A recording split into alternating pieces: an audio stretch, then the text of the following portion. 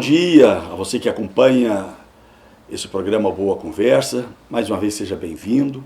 É bom ter a sua parceria, é bom andarmos juntos, conversando acerca de assuntos que interessem muito a população aqui do Distrito Federal. No programa de hoje abordaremos o método de luta desenvolvido no Japão, lá por volta do século XVI, que é o Jiu-Jitsu, uma arte marcial japonesa que utiliza uma série de diferentes técnicas e golpes corporais com o objetivo de derrotar ou imobilizar o oponente. No Brasil, o Jiu-Jitsu ganhou um estilo específico, conhecido como BJJ, que daqui a pouco nós vamos ver o que é isso, um esporte de combate de luta e autodefesa que aqui no Brasil surgiu aí por volta do século XX. Para conhecermos mais a respeito dessa arte marcial, recebo hoje o presidente da Federação Brasileira de Jiu-Jitsu Esportivo, que é o Kiko Santoro. Olha só quem é o Kiko Santoro. É importante para que a gente possa conversar um pouquinho sobre esse assunto. Campeão mundial de Jiu-Jitsu, hein? Tudo aqui de Jiu-Jitsu. Campeão sul-americano, campeão brasileiro, campeão do Grand Slam de Abu Dhabi, 34 vezes campeão do Centro-Oeste, 36 vezes campeão brasiliense, atleta número 1 do ranking de Brasília, faixa preta que mais conquistou títulos absolutos de Brasília. Kiko, esse é o atleta que nós vamos conversar com ele hoje. Multicampeão em várias modalidades. Kiko, seja bem-vindo. E com tudo isso, eu acho que ninguém quer te encarar. Os seus cumprimentos iniciais. Queria agradecer a todos, dar um bom dia a todos que estão vendo aí, né, assistindo o nosso programa. Para mim é uma honra muito grande estar aqui com o Bispo, no programa do Bispo, poder falar um pouco do desenvolvimento do esporte, a história do nosso esporte, da luta, do jiu-jitsu, né, a importância que tem do esporte na vida dos seres humanos, né, a inclusão social, a importância do esporte na inclusão. E é isso aí, vamos lá pro bate-papo com o nosso bispo aí. Mas afinal de contas, o que é jiu-jitsu? O jiu-jitsu é uma arte milenar, japonesa, né? Foi desenvolvida no Japão, depois também foi levada para a Índia. Os monges budistas faziam, né, o jiu-jitsu para poder,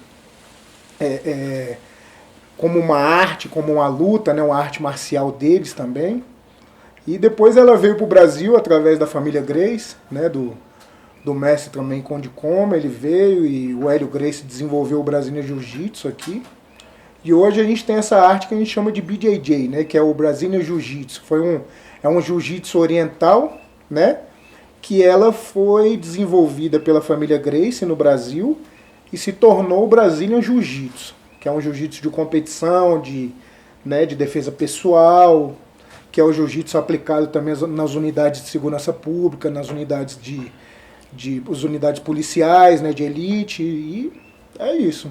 Mas afinal de contas, artes marciais, jiu-jitsu, é uma luta ou por que arte marcial? O jiu-jitsu é uma luta, né? É como se fosse o judô. Uhum. Né? Só, na realidade, o jiu-jitsu ele é muito parecido com o judô.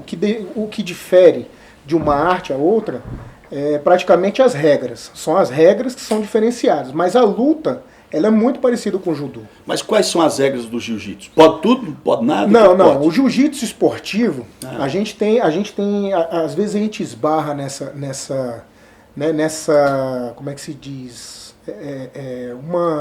uma ideia que as pessoas têm de que o jiu-jitsu é o MMA.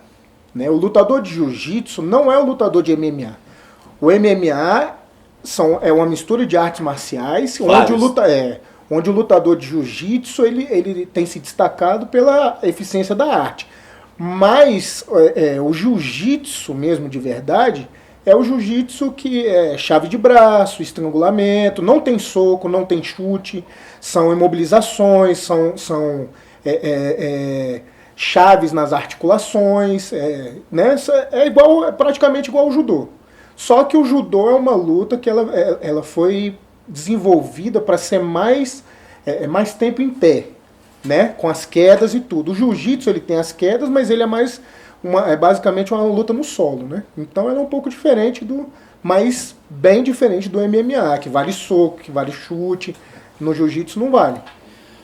Então, quando se fala, a gente vê muitas pessoas, muitas vezes pela mídia, alguns usando da arte marcial com o jiu-jitsu para a prática de violência. Mas parece que é o inverso. Essa arte marcial do jiu-jitsu é para até trazer um domínio para o praticante, não é isso não? Justamente, é porque o jiu-jitsu, por ser uma arte muito eficiente, né, ela comprovadamente foi uma arte muito eficiente, o lutador, o atleta, logo que ele entra, ele consegue desenvolver uma autoconfiança, né, de si próprio ali, aquela situação de ele fica destemido, ele fica...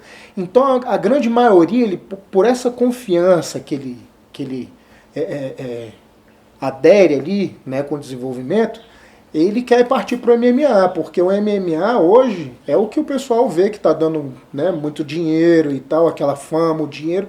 Então a maioria dos lutadores de jiu-jitsu, eles querem partir para o lado do MMA, porque o jiu-jitsu, teoricamente, ele não dá muito dinheiro, né? Hoje em dia, com as federações de Abu Dhabi e tal, eles têm botado dinheiro, né? O Sheik de Abu Dhabi, o rei da Jordânia, eles têm feito muitas competições com premiações em dinheiro altas, né? Mas antigamente a gente lutava por medalha, assim como o judô, né? Era um esporte amador que lutava por medalha. Então o pessoal, os atletas, eles tinham muitos custos, né? Para poder desenvolver o seu treinamento, alimentação, pouco patrocínio, pouco apoio. E aí chegava para lutar, lutava, ganhava uma medalha. Aí o pessoal foi desanimando, viu que a arte do jiu-jitsu era muito eficiente e acabou partindo, migrando para o MMA, né? Então, que hoje dá dinheiro, de verdade. Hoje dá muito dinheiro, né? Eu estava vendo aí o Anderson Silva para uma luta, se pudesse vir com o Mike Tyson, seria uma luta de milhões de dólares, né? Milhões. Kiko Santoro, como nasceu em você esse desejo de se tornar um atleta do jiu-jitsu? Na realidade, quando eu era pequeno, né, 3 anos de idade, meu pai já era faixa preta de judô. Foi aluno do mestre Miura, né? Até hoje ele é. Hoje ele praticamente já vai se graduar e vai ser faixa rajada. E quando eu nasci, ele já era praticante de judô. Então o judô, né, é uma arte que ela sempre disciplinou muito os praticantes. É uma arte que ensina a humildade, que ensina o respeito, a hierarquia, o autocontrole, a autoconfiança. Então meu pai desde pequeno me levou e falou bem assim, ó, sensei, cuida desse menino aqui porque ele, né, precisa treinar. Eu era muito ativo, né, brincava muito sapeca, então meu pai ia pro treino e me levava pra lá. Eu chegava de kimono pequenininho, com 3 anos de idade, a barra da calça, né, e aí o sensei, ó, Kiko pra cá, Kiko pra lá, e aquele negócio todo. E assim foi indo naturalmente, foi fluindo naturalmente na vida, né. E aos 3 anos, fui crescendo, fui competindo. Minha primeira competição foi aos 5 anos de idade. Tomei um ipom, perdi. Meu pai falou, não, volta, né? Vai lá, treina continua. Mais. A vida é assim mesmo, você precisa aprender a cair, você tem que levantar. E assim foi, né? Sucessivamente a gente foi aprendendo naturalmente as quedas da vida, né? E fui da seleção brasileira de judô, né? Da seleção de Brasília de judô. Faixa preta de judô, também sou faixa preta de judô. E aí chegou uma época da minha vida que eu fiquei naquele negócio, né? O jiu-jitsu era uma moda, né? E eu já era judoca há muitos anos, levava algumas vantagens na parte em pé. Aí o pessoal vai pro jiu-jitsu, vai pro jiu-jitsu. Teve uma competição que eu lutei com um atleta que era da seleção brasileira hoje, que é o Luciano Correia, né? E aí eu fiz uma seletiva aqui em Brasília. Acabei perdendo, era o melhor de 3, acabei perdendo a segunda luta, e aí fiquei meio desanimado, fui pro jiu-jitsu. Quando cheguei no jiu-jitsu, aos 15 anos de idade, o pessoal falou, pô, cara, você já treina judô e tal, vai ter uma competição daqui uma semana. Acho que você podia entrar, faixa branca e tal, você podia, né, entrar pra ver como é que é. Eu já competi há muitos anos, entrei e ganhei. Aí eu fiquei todo animado, né? Aí fui ganhar a primeira, daqui a pouco, vai ter outra, ganhei a outra. Aí com 1 ano e meio de jiu-jitsu fui campeão mundial a primeira vez. Aí o pessoal falou, pô, o cara, né, ele com 1 ano e meio de jiu-jitsu já foi campeão mundial. Só que eu já tinha um histórico, né, da seleção de judô, já tinha treinado com o Aurélio Miguel, já tinha treinado no Projeto Futuro em São Paulo, morado em São Paulo para treinar, então já tinha um histórico. Aurélio Miguel foi um dos nossos primeiros campeões do judô, né? Campeão olímpico, foi da seleção brasileira. Depois ele teve um Projeto Futuro, que é lá em São Paulo, que ele levava os atletas para morar lá, a gente morava num sítio assim, e acordava às 5 horas da manhã para treinar, depois estudava, depois voltava, almoçava, treinava de novo. Então era só para isso, né? Era uma espécie de um confinamento de luta, né? E aí, quando eu fui pro jiu-jitsu, aí eu vi que o jiu-jitsu era uma coisa bacana, né? Eu cheguei, fui campeão, e aí toda a parte da moda, aquele, né? O cara foi campeão, o cara é campeão mundial, e aquele negócio foi abrindo portas, e aí, de lá pra cá, jiu-jitsu. Então, o atleta, de uma maneira geral, é um grande referencial para outras pessoas, Sim. Aqueles que é a prática do esporte. A gente percebe isso em todas as modalidades esportivas. Hoje a gente tem, por exemplo, o vôlei como uma das modalidades mais... a segunda modalidade depois do futebol, eu acho, aqui no Brasil. Por quê? Campeões. Então você, como atleta, como campeão que é, campeão na vida, campeão no esporte, você recomenda o jiu-jitsu para outras pessoas? Porque quais benefícios eles trazem? E pelo que eu percebi aqui, não apenas benefícios físicos, mas eles trazem também benefícios de domínio próprio, de saber se comportar. Aqui você acabou de falar, levantar e cair, o esporte também ensina bastante essas modalidades. Então, quais são esses benefícios do jiu-jitsu e por que você recomendaria? Olha, o jiu-jitsu, na realidade, eu recomendo ele para todas as pessoas. Ele não tem assim uma recomendação básica de uma contraindicação. A contraindicação é que se a pessoa realmente tiver um problema sério de saúde, né, ela tem que ter o acompanhamento, né, para depois ela iniciar na arte, mas isso em qualquer tipo de esporte, né? Mas o jiu-jitsu, ele é um esporte feito para todos, sem exceção. Desde uma criança, um idoso, né, uma pessoa, até eu tinha um projeto social no Cruzeiro, e aí eu tinha lá alunos. Eu tinha aluno especial, eu tinha aluno portador de necessidades especiais, sem perna. Tinha um aluno meu que ele não tinha uma perna, ele andava com a prótese. E aí ele tirava a prótese e sentava no chão, fazia as posições no chão. E depois, na hora do combate, ele treinava de igual para igual. A gente vê hoje pessoas que não têm dedo, né? Que não tem a metade do braço e que conseguem se desenvolver bem no jiu-jitsu.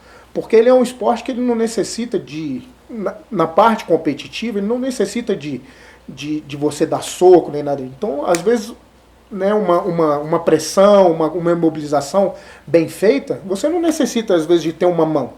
Né? De segura uma mão, segura no pulso. Então, ele consegue se desenvolver bem.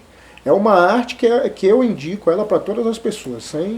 Além do bem-estar físico, né, da produção de serotonina no corpo, do bem-estar, né, da pessoa, a autoconfiança da pessoa, você aprender a lidar com aquelas situações de você chegar num treino, às vezes você não chega bem e o seu companheiro vai lá e te dá um amasso, te mobiliza, você sai de lá assim, né, aquela situação, você fala, nossa, cara, o que esse cara fez comigo hoje? Amanhã eu vou voltar e vou pegar ele. Então te faz automaticamente a ser competitivo.